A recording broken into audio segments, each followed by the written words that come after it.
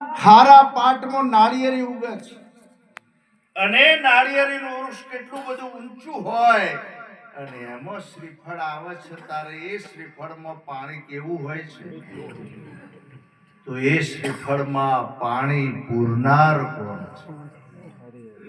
મોરના પેછાનો રંગ સાહેબ કોઈ પેન્ટર ના બનાવી શકે.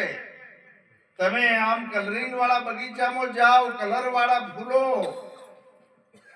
આ સૃષ્ટિના સર્જનહારને ઓળખવા માટે એકવાર ગુરુ મહારાજનો ઉપદેશ. આજની સભામાં જે પણ સાનિધ્ય લીધું છે એને સદગુરુના વચન ઉપર વિશ્વાસ રાખવાનો છે. અને હજુ કદાચ કોઈ પડતર ખેતર હોય તો બહુ વાર કરવા જેવી જરૂર નથી.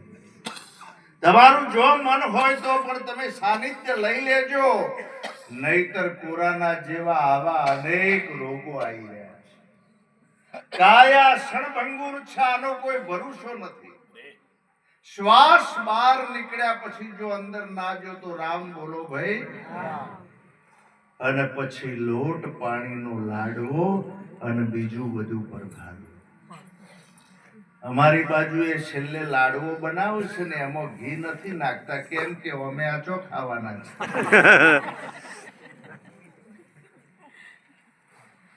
તમે જુઓ આજે હાથે એટલું સારું. તુલસીદાસ મહારાજને કે જેઠારામ મહારાજને આપણે કેમ યાદ કરીએ છીએ?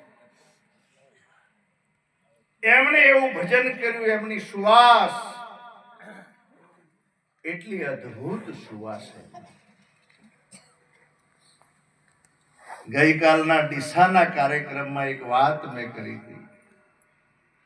આજે એ સદગુરુની જે સુવાસ છે ને, તમે એક વિચાર કરો કે આજે સદગુરુ મહારાજનું સાનિધ્ય મળ્યા પહેલાનું જીવન અને સાનિધ્ય મળ્યા પછીના જીવન સામે તમે દ્રષ્ટિ કરો.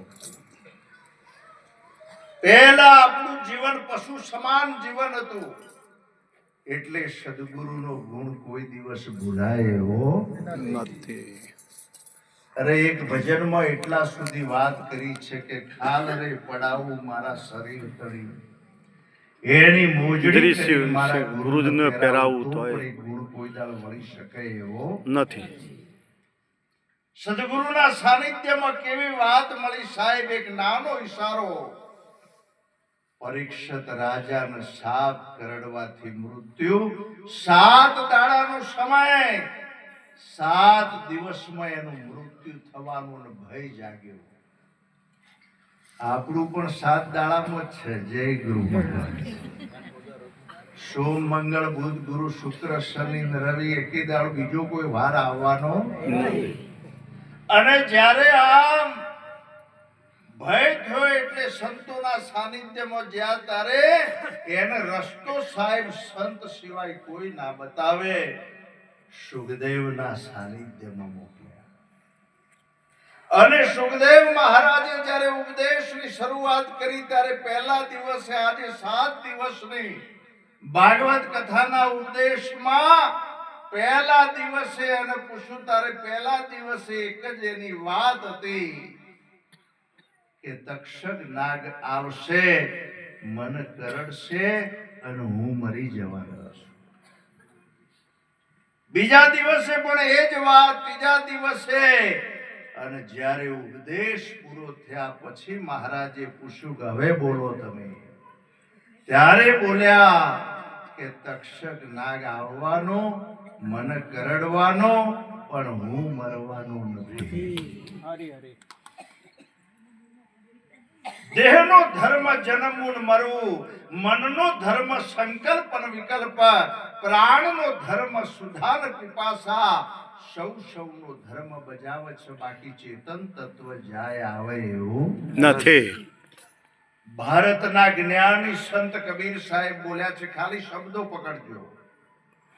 જળ કેરી માછલી જળમાં વિયાણી, ઈંડા ધર મિલાયા, એ ઈંડામાં શીંડા નહોતા તો ચેતન.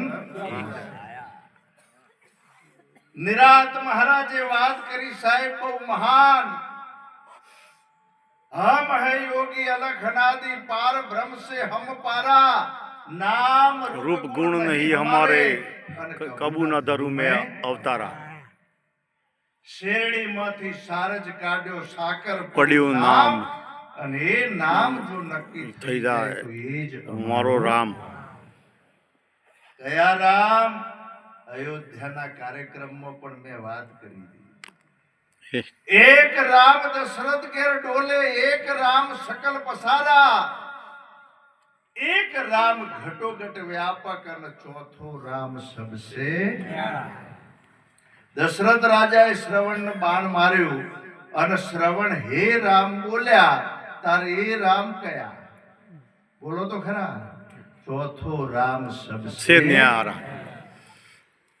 આ ચોથા રામની ઓળખાણ એ કોઈ સાચા સદગુરુના સાનિધ્યમાં થાય એટલે નિરાત મહારાજ ભજનમાં એક વાત કરી